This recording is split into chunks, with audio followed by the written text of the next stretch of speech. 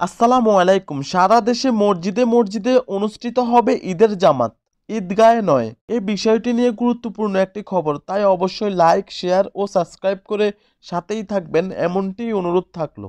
Corona সংক্রমণ রোধে এইবার ঈদগাহতে নয়, সারা দেশে মসজিদে মসজিদে অনুষ্ঠিত হবে ঈদের জামাত। যথাযথ স্বাস্থ্যবিধি মেনে অংশ নিতে হবে মুসল্লিদের। ধাপে ধাপে পড়ানো হবে ঈদের নামাজ। খুলনায় ঈদের নামাজ অনুষ্ঠিত হবে টাউন জামে মসজিদে সকাল ৮টায়। একই সময় রাজশাহীতে ঈদের নামাজ অনুষ্ঠিত হবে শাহ মাকদুম দরগাহ মসজিদে। সিলেট শাহজালাল দরগাহ মসজিদে ঈদের নামাজ অনুষ্ঠিত হবে। নামাজ পড়ানো হবে সকাল ৮টায়।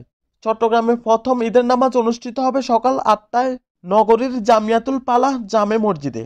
রংপুর নগরীর কোট জামে মসজিদে ৮:৩০টায় ঈদের নামাজ অনুষ্ঠিত হবে। কুমিল্লার কান্দিরপাড়ের কেন্দ্রীয় মসজিদে ঈদের নামাজ অনুষ্ঠিত হবে। এছাড়াও সারা দেশের বিভাগীয় মসজিদগুলোতে ঈদের নামাজ অনুষ্ঠিত হবে।